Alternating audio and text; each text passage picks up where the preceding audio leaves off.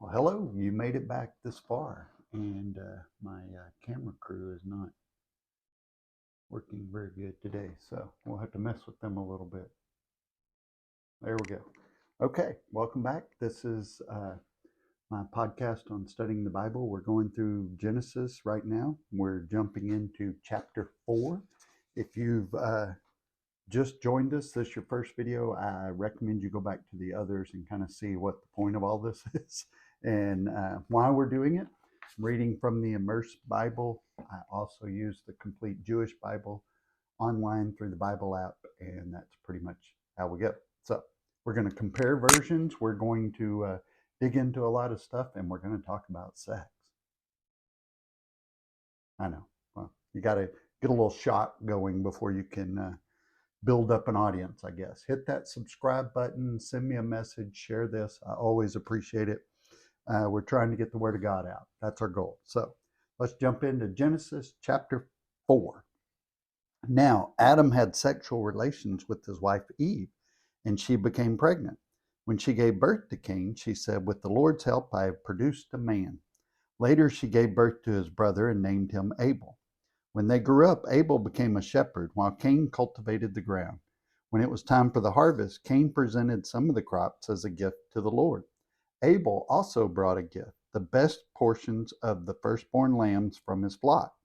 The Lord accepted Abel and his gift, but he did not accept Cain and his gift. This made Cain very angry, and he looked dejected.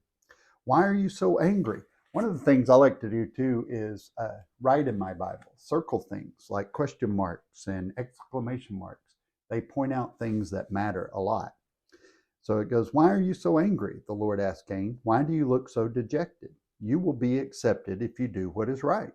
But if you refuse to do what is right, then watch out. Sin is crouching at the door, eager to control you. But you must subdue it and be its master." One day, Cain suggested to his brother, "Let's go out to the fields." And while they were in the field, Cain attacked his brother Abel and killed him. Afterward, the Lord asked Cain, "Where is your brother? Where is Abel?" "I don't know," Cain responded. "Am I my brother's guardian?" Most of us have heard that line at some point or another. This is the context of that.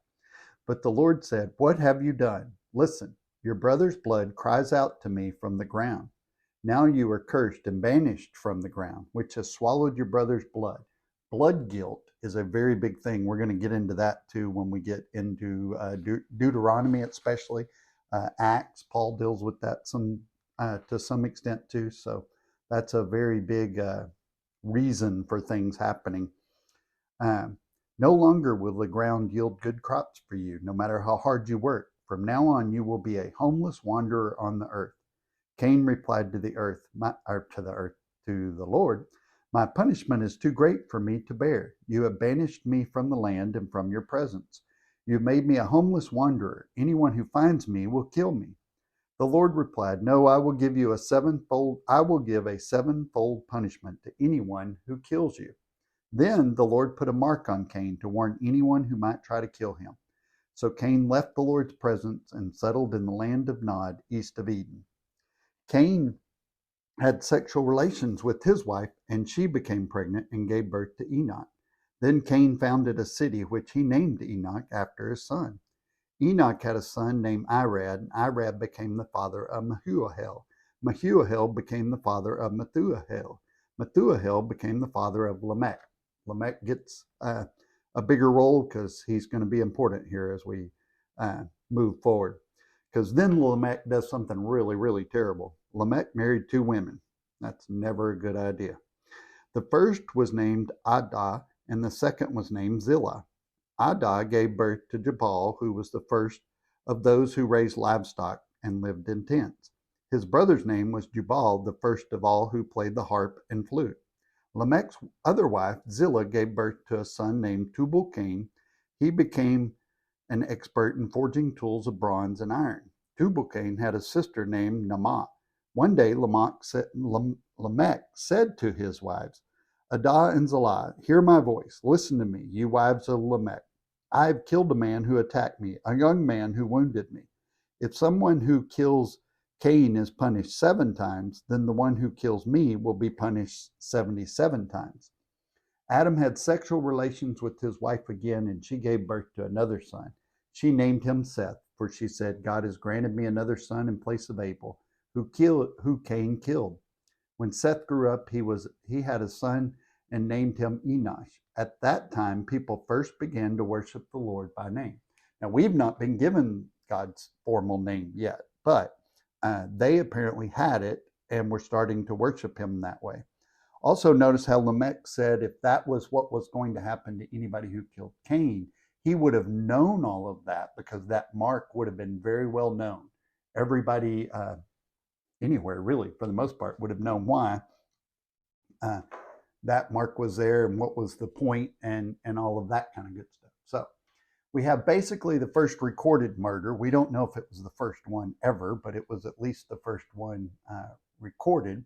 And God reinforces that only innocent blood is suitable for atonement, not vegetables and stuff like that. So Hebrew names have great significance. Kayin, Hebrew for Cain, meant acquired from God. Hevel, Hebrew for Abel, was a shepherd. We know they were summoned to present a sacrifice, an offering of some kind, and bringing that sacrifice was probably a regular occurrence. It was something they did quite a bit. It probably took place at the entry of the garden. They would not have been allowed inside. Obviously, we have the guards now. But God accepts the offering of Abel, but rejects Cain. Likely, the sacrifice was either a burnt offering or a purification offering, which were the only suitable sacrifice is an animal life, not plant life. So, and these brothers would have known that. These two brothers would have known what God expected because they grew up with it. This would have been a regular occurrence. God had given their parents that instruction by the way of their clothes. They were reminded of it all day, every day, that they had clothes on them that represented their sin, that atoned for that, that covered it. So the produce Kayin brought was ordinary. It doesn't say anything about it being special at all. But Abel's sacrifice was the firstborn male. So, but with Cain, there wasn't any mention of it being first fruits or any of that. So, man was only to eat plants too. So the purpose for sheep was just sacrifice and clothing. That was it. No one was supposed to be eating that. And the lamb provided that covering for the nakedness and for the spiritual nakedness, which is sin. So God is building those patterns in already. So the first humans are shown the consequences of sin is death. People start dying. So God decided to allow the blood of innocent animals to cover that, to atone for our sin. Cover is important because it just covered the sins. It didn't eliminate them. It didn't make them go away. The sin was still there. It was just covered. Our covering is a clothing. You're still naked underneath there. You covered it up. So the Messiah's blood didn't only cover sin, it removed it and sent it far away. So it wasn't like something that just atoned for it and covered it up. It removed it altogether. Now, by now, there were more people living on the earth than Adam and Eve, Cain and Abel. The earth's first family was living in Eden at the time. And God decided to banish Cain and send him to the east to a land called Nod. Nod translates to wandering. And Cain marries, has children, and even builds a city. About the sign, the word in the Hebrew is kol, K-O-L. Kol can mean whatsoever, anything, or all things, meaning all-encompassing kind of thing. What Cain was being protected from was not necessarily only humans. Somehow, animals, wild animals and stuff also recognize this as a sign of protection that God put on them. And a lot of us would say, well, how could that be? It's like, well, it's God. God created the animals. He can create a sign the animals can understand, obviously. But so we go for a while before there's a mention of another female, mainly because it's the patriarchal nature of the Bible. Females were not significant to them at that particular time. But there were more women than men born because that's just the way it works. Cain will be associated with the evil and the wickedness, And he was sent away from the presence of God, which is the significance of being sent away, not just from Eden or his family, but from the presence of God. And when we do that, we're in a state of wandering and unrest. We're just kind of literally wandering around. We don't know where we're supposed to be going. Cain is the start of the line who turned their backs on God. He had that choice and he decided not to. So we're introduced to the fifth generation from Cain, which is Lamech. Lamech is far from God, obviously, because he took two wives. And he said, that because someone wounded him, he killed them. And they should be avenged, or he should be avenged 77 times, And so he admits to murder. Uh, he's bragging. He thinks everything he does is okay and acceptable in his own mind. So, and it also shows us that just 5 generations in, someone was already fully corrupted. Sin had completely overcome them. So we'll see this same pattern after the great flood. We'll get to that soon.